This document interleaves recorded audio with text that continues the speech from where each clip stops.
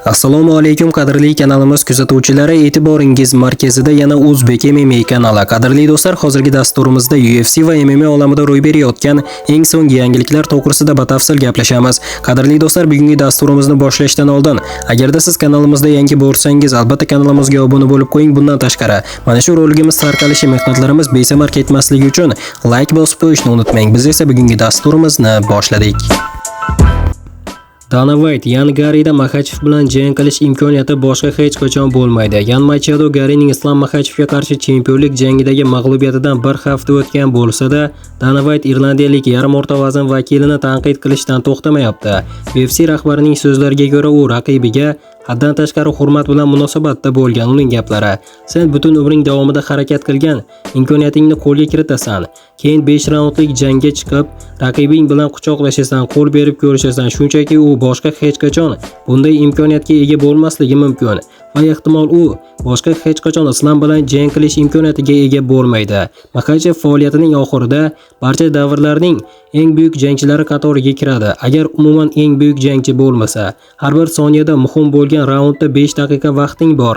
Bu yigitga uni yaxshi ko'rishingni aytish uchun 10 soniya vaqtingni sarflama, dedi dunyoning eng kuchli ligasi rahbari Sakramentodagi matbuot anjumanida. Bir hafta avval Islam Makhachev yarim o'rta vazn toifasidagi UFC chempionlik kamarining ilk himoyasini o'tkazgan va da'vogar Yan Garyni hakamlarning yaqtin qarori bilan mag'lubiyatga uchratgan edi.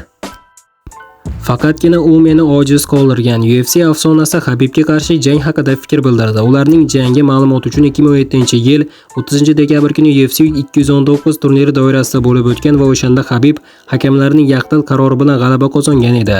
Yengil va yarim yengil vaznda ishtirok etgan sobiq UFC jangchisi braziliyalik Edson Barboza bunday 9 yil oldin bo'lib o'tgan o'sha tarixiy jangni esladi. Uning gaplari: "Meni chindan ham nochor his qildirgan yagona jangchi bu Habib, lekin u o'sha paytda eng kuchli jangchi emasdi. Jangda o'zimni juda yaxshi himoya qildim.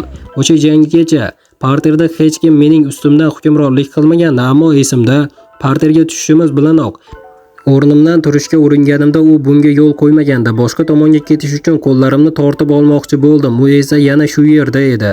Uning parterda ishlash mahorati shunchaki hayratlanarli edi", deb Barbozaning so'zlarini keltiradi. X ijtimoiy tarmog'idagi Red Corner MMA akkaunti keltirmoqda.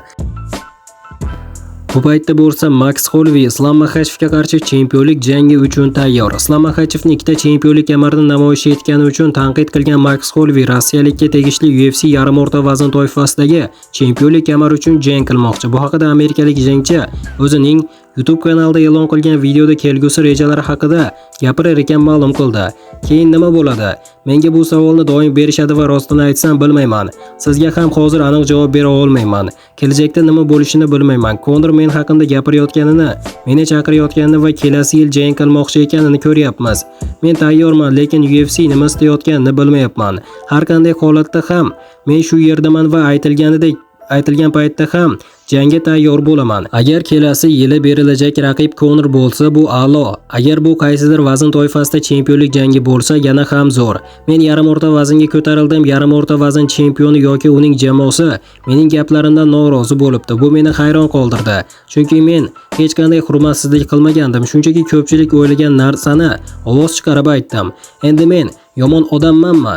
Lekin bo'lar ish bo'ldi. Bundan tashqari, agar imkoniyatim tug'ilsa, yengil vazn chempioni bilan o'z tarixim bor va bilamanki, u o'sha mag'lubiyat uchun mendan o'ch olmoqchi.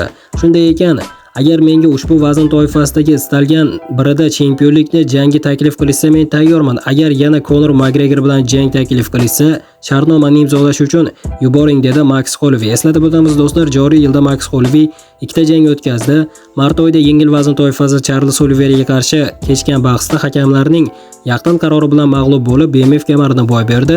Iyul oyida esa yarim o'rta vaznda o'tkazilgan jangda Conor McGregor tizzasidan jarohat olgani sababli Holloway 69 soniya ichida texnik nokaut evaziga g'alaba qozondi. Qadrli do'stlar, nima deb o'ylaysiz? Islam Makhachev va Max Holloway o'rtasidagi jang ehtimoliy tashkillashtiriladigan bo'lsa, ushbu jangda siz kimning g'alabasiga ko'proq ishonasiz? Max Holloway yoki Islam Makhachev? Albatta shaxsiy fikrlaringizni izohlarda yozib qoldiring. Barcha fikrlarni o'qib chiqaman.